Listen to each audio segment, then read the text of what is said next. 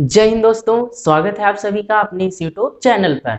आज हम सब लोग इस वीडियो में वायुमंडल यानी एटमॉस्फेयर के बारे में चर्चा करने वाले हैं।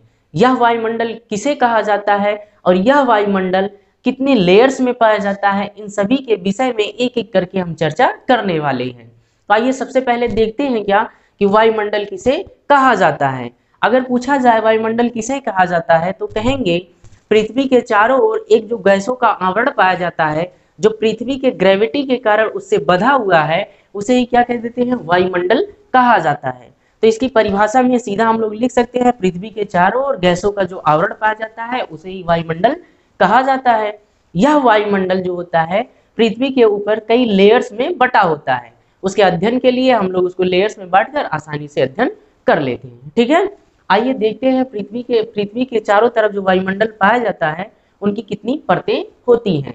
तो पृथ्वी के चारों तरफ जो वायुमंडल पाया जाता है उनमें सबसे पहली परत का नाम होता है क्षोभ मंडल होता है। यानी वायुमंडल की सबसे पहली परत का क्या नाम है, क्षोभ मंडल है।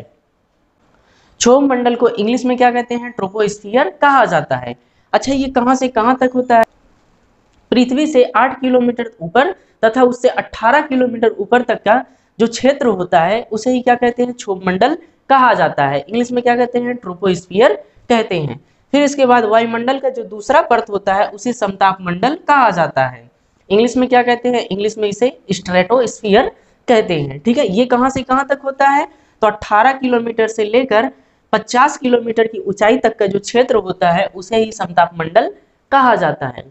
फिर वायुमंडल की जो तीसरी परत होती है उसे क्या कहते हैं, मध्यमंडल कहते हैं। मध्यमंडल को इंग्लिश में क्या कहते हैं, तो मेसोस्फीयर कहा जाता है। अच्छा, ये सबसे ठंडा मंडल भी होता है। ठीक है, अभी इनकी क्या क्या विशेषताएं हैं इन सब के बारे में डिटेल से चर्चा कर लेंगे। पहले क्या देख लेते हैं, कितने लेयर्स होते हैं।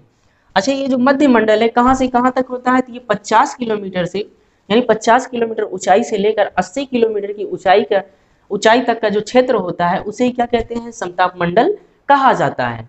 तो पृथ्वी के चारों तरफ जो वायुमंडल पाया जाता है उस वायुमंडल का जो चौथा परत होता है उसे क्या कहते हैं, आयन मंडल कहा जाता है। इसे इंग्लिश में क्या कहते हैं, आयनोस्फीयर कहा जाता है। यह कहां से कहां तक होता है, तो यह 80 से लेकर 840 किलोमीटर की ऊंचाई तक का जो क्षेत्र होता है वही आयन मंडल कहलाता है।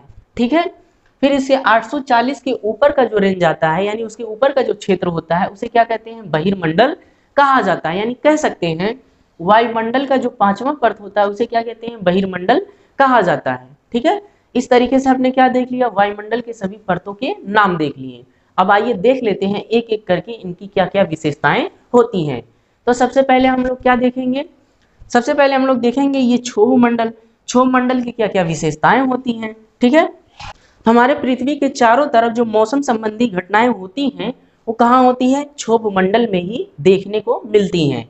यानी मौसम संबंधी घटनाओं का मतलब क्या हो गया, बादल का बनना, बारिश का होना, आंधी का आना, तूफान का आना, चक्रवात आना, इन सभी ये सब जो विशेषताएं होती हैं यानी मौसम संबंधी घटनाएं होती हैं ये सभी कहाँ पर देखने को मिलती हैं, ये केवल क्षोभ मंडल में ही देखने को मिलती हैं।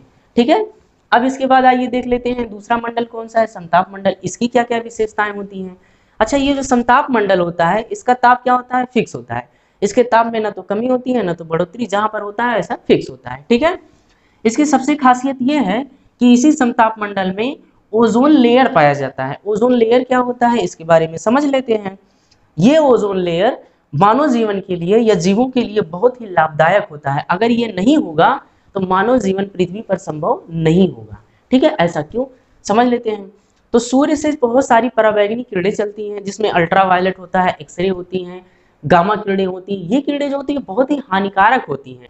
अगर ये सभी किरणें किसी जीव के शरीर पर पड़ती हैं तो त्वचा कैंसर हो जाता है।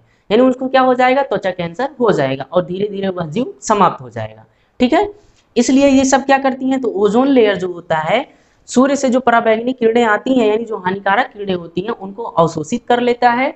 बाकी जो मानव जीवन के लिए अच्छी किरणें हैं यानी लाभदायक वाली किरणें हैं उनको पृथ्वी पर आने देता है। इस तरीके से ये जो ओजोन लेयर होता है मानव जीवन के लिए एक सुरक्षा कवच के रूप में होता है। ठीक, अच्छा, ये कहां से कहां तक पाया जाता है, ये हमारी पृथ्वी से लगभग 20 किलोमीटर से 30 किलोमीटर की ऊंचाई पर पाया जाता है। ठीक है, अच्छा, किसके बीच में होता है, तो कह देंगे 18 से 50 किलोमीटर के बीच में होता है। बट ये एग्जैक्ट अगर वैल्यू पूछा जाएगा लगभग 20 किलोमीटर से 30 किलोमीटर के रेंज में पाया जाता है। ठीक है, प्रश्न में कभी कभी पूछा जाता है ऐसे कि ओजोन लेयर कहाँ पाया जाता है, तो इसका आंसर क्या हो जाएगा, समताप मंडल में पाया जाता है। अच्छा, इसकी और क्या विशेषताएं हैं, जो वायुयान होता है यानी हवाई जहाज कह सकते हैं, इसका भी संचालन कहाँ किया जाता है, समताप मंडल में किया जा सकता है। क्यों ऐसा किया जाता है, क्योंकि यहाँ पर मौसम संबंधी घटनाएं होती है, तो यहाँ इसके मार्ग में रुकावट उत्पन्न कर सकती हैं, इसलिए वायुयान का संचालन कहाँ पर किया जाता है, समताप मंडल में किया जाता है। ठीक, इस तरीके से हमने देख लिया समताप मंडल की क्या क्या विशेषताएं होती हैं। अब आइए देखते हैं वायुमंडल की अगली परत की क्या क्या विशेषताएं हैं। अगला परत कौन सा है, मध्य मंडल है, इसकी क्या क्या विशेषताएं हैं, आइए इसको समझ लेते हैं। तो मध्य मंडल यह सबसे ठंडा मंडल कहा जाता है, यानी वायुमंडल का जो सबसे ठंडा मंडल होता है उसे क्या कहते हैं, मध्य मंडल कहा जाता है।